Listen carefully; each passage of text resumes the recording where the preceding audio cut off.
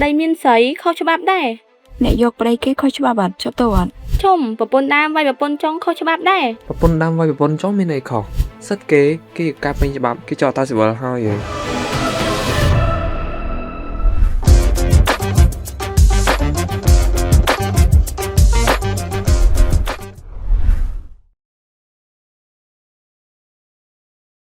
ជារឿងធម្មតាដែលបរិះនិងនារីបង្កើតទំនាក់ទំនងស្នេហានឹងឈានដល់ការរៀបអាពាហ៍ពិពាហ៍ស្របច្បាប់ហើយសុភមង្គលនិងភាពសុខដុមរមនានឹងកើតឡើងចំពោះទំនាក់ទំនងពួកគេប៉ុន្តែប្រសិនបើភាគីណាម្ខាងបានក្បត់ចិត្តភាគីម្ខាងទៀតទំនាក់ទំនងនោះអាចឈានដល់ការបែកបាក់ហើយបញ្ហាគតិយុត្តជាច្រើននឹងកើតមានឡើង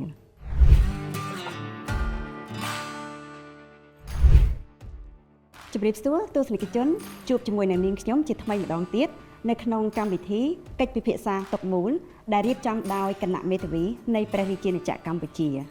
ហើយប្រធានបទថ្ងៃនេះគឺអំពើផាត់របស់សហព័ន្ធដោយមានការចូលរួមពីវាគ្មិនកិត្តិយសចំនួន4រូបផ្ដល់យោបល់ផ្លូវច្បាប់ចំពោះបញ្ហានេះ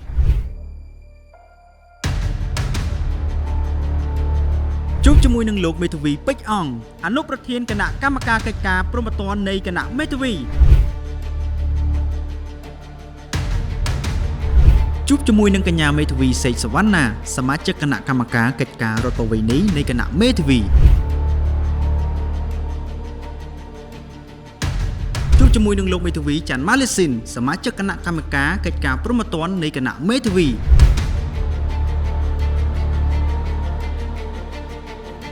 ជួបជាមួយនឹងលោកបណ្ឌិតសំរតនាបណ្ឌិតច្បាប់ជំនាញអំពើអនិច្ចានគរ ចាសូមគោរពជំរាបសួរចាជំរាបសួរបងប្អូនទាំងអស់គ្នាចាសុខសប្បាយទេបង សុខសប្បាយបងសុខសប្បាយ សុខសប្បាយធម្មតាបង ចាអូខេអញ្ចឹងឥឡូវនេះវាគ្មិនយើងបានមកដល់នៅកម្មវិធីរបស់យើងហើយកុំឲ្យខាត់ពេលយូរខ្ញុំសូមធ្វើការចាប់ផ្ដើមសួរសំណួរប៉ុន្តែមុននឹងធ្វើការសួរសំណួរនេះខ្ញុំសូមបញ្ជាក់ចំណុចមួយចំនួនដើម្បីកុំឲ្យទស្សនិកជនយើងមានការភ័ន្តច្រឡំអញ្ចឹងនៅក្នុងកិច្ចពិភាក្សាថ្ងៃនេះបើយើងនិយាយអំពីតំណែងប្តីប្រពន្ធគឺយើងនិយាយតែប្តីប្រពន្ធដែលបានចោះសម្បត្តិអាពាហ៍ពិពាហ៍តែប៉ុណ្ណោះឬក៏នៅក្នុងភាសាសាមញ្ញយើងតែងហៅថាចោះអេតាស៊ីវិលនោះឯងអញ្ចឹងប្តីប្រពន្ធដែលអត់មានសម្បត្តិអាពាហ៍ពិពាហ៍គឺអត់នៅក្នុងប្រធានបទដែលយើងពិភាក្សានៅថ្ងៃនេះទេអញ្ចឹងសំណួរទី1គឺចង់សួរទៅកាន់វាគ្មិនចាទាំង4រូបថានៅពេលដែលប្តីឬប្រពន្ធណាម្ខាងដែលមានចំណងអាពាហ៍ពិពាហ៍ស្របច្បាប់ជាមួយគ្នាគាត់បែរជាប្រព្រឹត្តនៅអំពើផិតឬគាត់បានរួមភេទជាមួយនឹងបុគ្គលណាមួយដែលមិនមែនជាសហព័ន្ធរបស់ខ្លួនតើអ្នកដែលប្រព្រឹត្តនៅអំពើផិតនោះគាត់ត្រូវទទួលខុសត្រូវចំពោះផ្លូវច្បាប់យ៉ាងដូចម្តេចដែរចា៎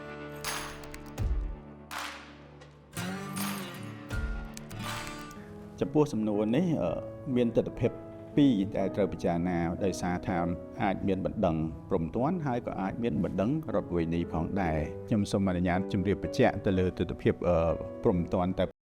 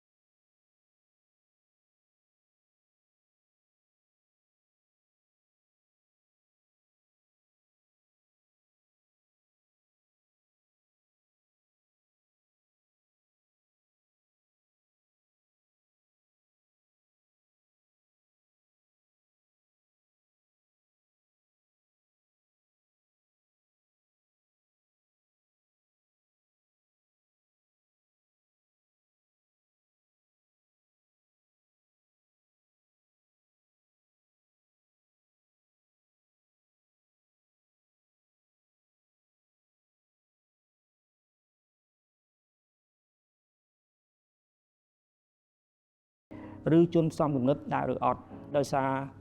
ប្រទេសកម្ពុជាយើងមានច្បាប់ដោយច្បាប់ពិសេសមួយគេហៅច្បាប់ឯកគុណភាព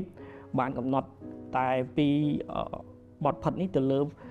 ប្តីប្រពន្ធដែលបានប្រព្រឹត្តអំពើផិតតែប៉ុណ្ណោះហើយមិនបានបញ្ញត្តិផ្ដន្ទាទោសឬធ្វើការចោទប្រកាន់មិននឹងអាជ្ញាទៅលើជនទី3នោះទេអញ្ចឹងជាការសន្និដ្ឋានចុងក្រោយជនទី3គឺមិនត្រូវទទួលខុសត្រូវទោសព្រហ្មទណ្ឌនោះទេសូមអរគុណ ចាអរគុណអញ្ចឹងទស្សនិកជនបានទស្សនាហើយថាអ្នកដែលប្រព្រឹត្តអំពើផិតគឺគាត់ត្រូវទទួលរងនៅការចាប់ប្រកាន់ពីបទល្មើសផិតនោះចាហើយនឹងមានការបដន្ទាទោសតែចំណែកឯជនទី3ឬក៏អ្នកដែលយកប្តីយកប្រពន្ធគេអ្វីត្បិតតែយើងមើលទៅឃើញថាវាខុសនឹងសិលធម៌វាមិនសមរម្យក៏ពិតមែនប៉ុន្តែគាត់អត់ទទួលខុសត្រូវទៅលើផ្នែកព្រហ្មទណ្ឌនោះទេហេតុនេះគឺអត់អាចធ្វើការចាប់ប្រកាន់គាត់ចំពោះបទល្មើសព្រហ្មទណ្ឌឡើយចាយ៉ាងណាមិញគឺមិញយើងបានស្ដាប់នៅសំណួរទី1ដែលជាបញ្ហាជុំវិញទៅលើការផិតនោះហើយជាការទទួលខុសត្រូវផ្នែកព្រហ្មទណ្ឌឥឡូវនេះខ្ញុំចង់បង្វែរអារម្មណ៍ទស្សនិកជនមកស្ដាប់ទៅលើការពិភាក្សារបស់យើងបន្តទៀតថាតើនៅមានការទទួលខុសត្រូវបែបណាខ្លះចំពោះអ្នកដែលប្រព្រឹត្តឬក៏ចំពោះជនទី3នោះផងដែរចា៎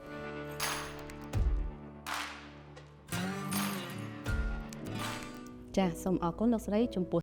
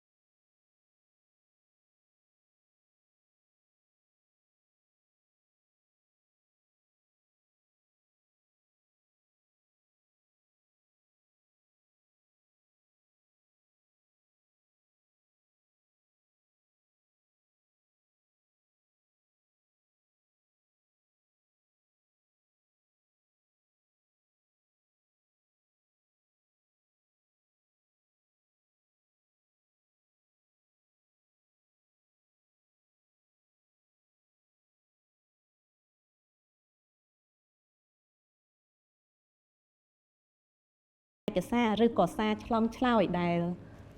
បញ្ជាក់ថាអ្នកទាំងពីរបានរួមភេទជាមួយគ្នាឬក៏អាចជាភ័ស្តុតាងផ្សេងទៀតអាចកំណត់ឬក៏ធ្វើសេចក្តីសន្និដ្ឋានបានថា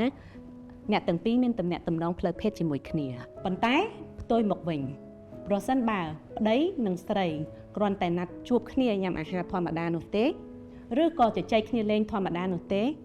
ឬក៏ពុំមាននៅបង្ហាញនៅកាយវិការណាមួយដែលបញ្ជាក់អំពីទំនាក់ទំនងផ្លូវភេទនោះទេมันអាចទៅជាភ័ស្តុតាងដើម្បីបញ្ជាក់អំពីមូលហេតុនៃការលែងលះនោះបានឡើយលោកស្រីមេធាវីមិញយើងបានពិភាក្សាគ្នាករណីដែលមានភាគីណាមួយប្រព្រឹត្តអំពើផិតភាគីម្ខាងទៀតគាត់អាចសុំលែងលះបានចុះបើឧបមាថាជាករណីដែលឧទាហរណ៍ប្តីផិតចឹងចោះតែប្រពន្ធគាត់អត់ចង់លែងលះគ្នាទេតែប្តីបែរជាអ្នកចង់លែងលះទៅវិញឧទាហរណ៍គាត់ចង់ទៅរស់នៅជាមួយស្រីរបស់គាត់អីចឹងណាតែក្នុងករណីហ្នឹងប្តីដែលជាអ្នកប្រព្រឹត្តអំពើផិតហ្នឹងគាត់អាចសុំលែងលះបានដែរឬទេ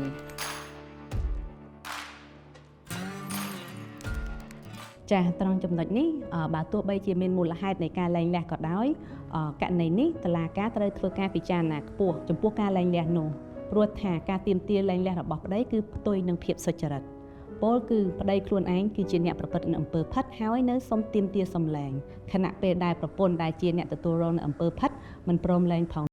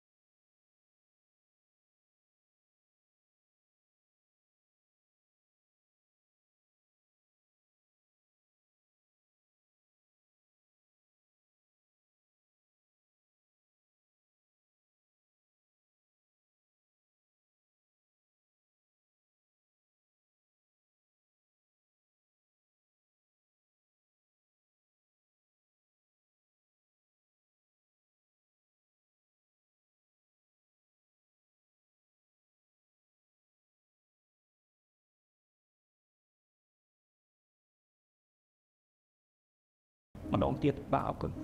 ចាអរគុណការបកស្រាយរបស់លោកមេធាវីហើយអរគុណលោកបណ្ឌិតផងដែរចាអញ្ចឹងមិញនេះគឺយើងបានពិភាក្សាគ្នាអំពីបុគ្គលដែលប្រព្រឹត្តអំពើផិតតែយើងក៏មិនអាចរំលងនៅបុគ្គលដែលជាជនទី3ផងដែរហើយការពី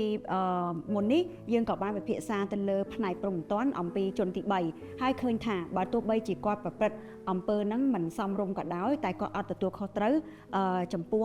បទល្មើសព្រហ្មទណ្ឌទេប្រែមកមានន័យថាយើងអាចចោទប្រកាន់គាត់ពីបទល្មើសព្រហ្មទណ្ឌបានទេតែឥឡូវនេះថាតើយើងអាចពិចារណាថាគាត់ត្រូវទទួលខុសត្រូវចំពោះសំណងរវេនីអត់ព្រោះគាត់យកប្តីគេអញ្ចឹងយកប្តីគេយកប្រពន្ធគេហើយធ្វើឲ្យគេបែកបាក់គ្នាចាអញ្ចឹងខ្ញុំសូមសួរសំណួរនេះទៅកាន់លោកបណ្ឌិតសំវត្តនាថាតើករណីជនទី3នេះគាត់អាចទទួលខុសត្រូវសំណងនៃការខូចខាតដោយករណីដែលប្តីប្រព្រឹត្តអំពើផិតដែរឬទេ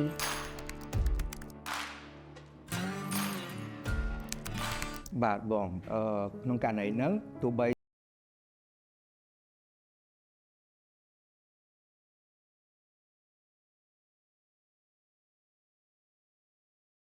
អាចបាក់បាននេះអញ្ចឹងមានន័យថាទោះបីជាគាត់អត់ទទួលខុសត្រូវព្រហ្មទណ្ឌក៏ដោយប៉ុន្តែជនទី3ក៏នៅតែអាចមានលទ្ធភាពក្នុងការប្រឈមទៅនឹងការទទួលខុសត្រូវផ្នែកខាងរវេនីដែរមានន័យថាប្រពន្ធដែលជាសហព័ន្ធម្ខាងដែលគាត់បានទទួលរងគ្រោះដោយសារតែអំពើផិតរបស់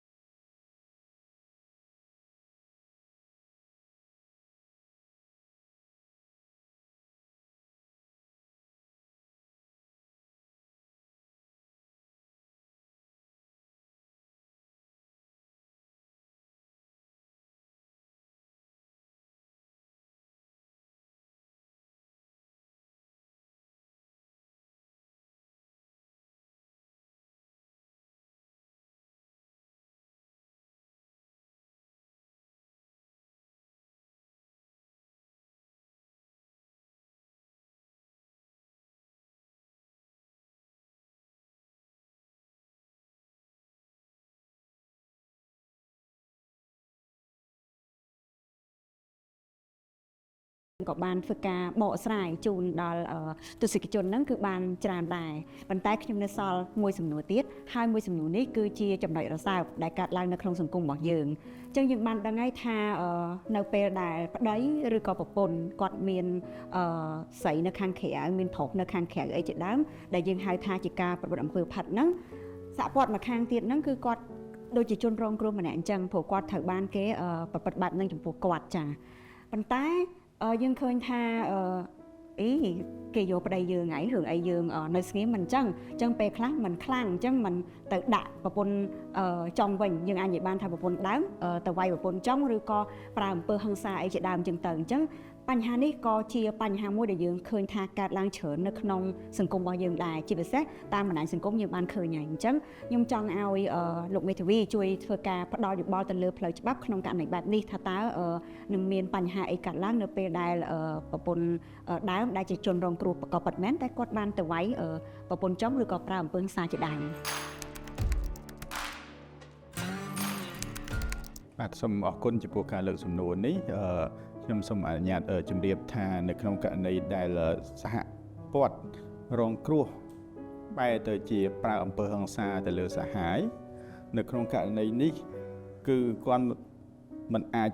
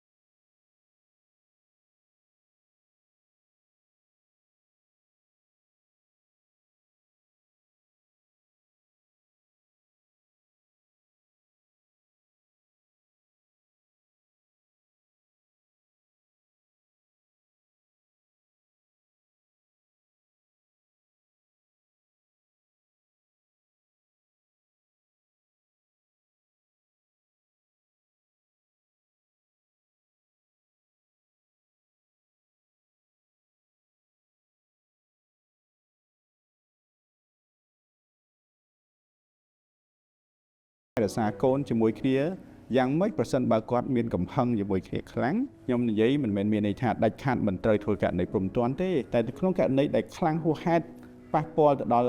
សង្គមឬក៏มันអាចអត់ឱនបានខ្លាំងមែនទែនហើយចាំធ្វើករណីព្រំទាន់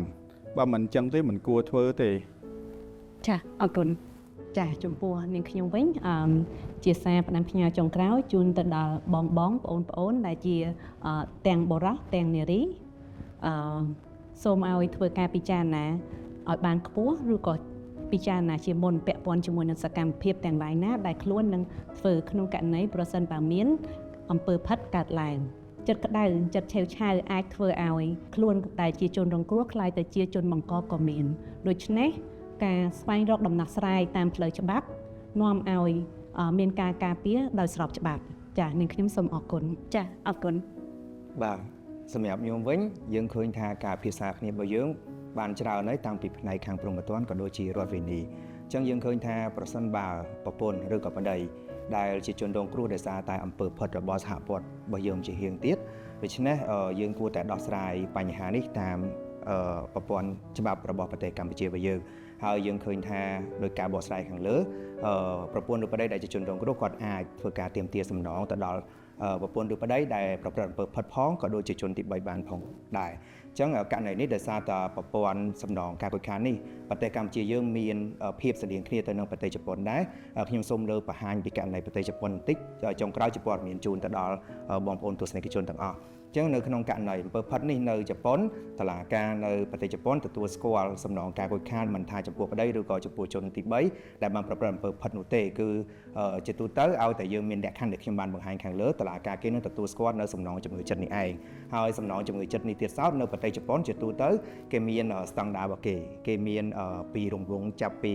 50,000 យេនរហូតដល់3លានយេនដែលចំនួនទឹកប្រាក់នេះបើយើងគិតជាទឹកប្រាក់ជាប្រាក់ដុល្លារអាមេរិកវិញវាអាចមានចន្លោះពី$5,000ទៅដល់$30,000អញ្ចឹងទឹកប្រាក់ដែលជាសំណងជំងឺចិត្តនេះវាច្រើនគួរសមដែរសម្រាប់យើងដែលជាជនរងគ្រោះក្នុងករណីបើសិនជាយើងចង់ដោះស្រាយបញ្ហាតាមផ្លូវច្បាប់ហើយនេះខ្ញុំជូនយោបល់និងសំណូមពរឲ្យប្រើប្រាស់វិធីតាមផ្លូវច្បាប់ដើម្បីដោះស្រាយបញ្ហារបស់បងប្អូនសូមអរគុណចាពិតជាអរគុណមែនតើនៅមតិយោបល់របស់វាគ្មិនទាំង4រូបរបស់យើងឃើញថាប្រធានបទថ្ងៃនេះគឺជាប្រធានបទមួយដែលចាក់ចំនៅបញ្ហានៅក្នុង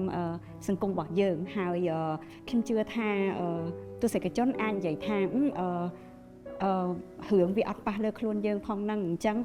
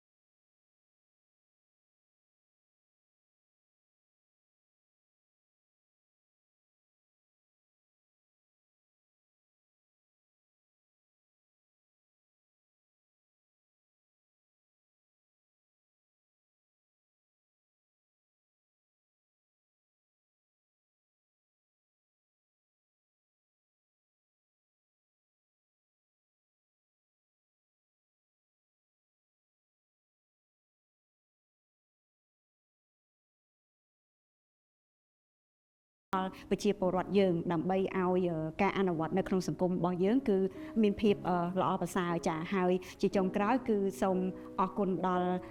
ទស្សនិកជនដែលបានចូលរួមទស្សនានៅកម្មវិធីមួយនេះហើយសង្ឃឹមថាយើងនឹងជួបគ្នានៅពេលក្រោយសូមអរគុណសូមគោរពលា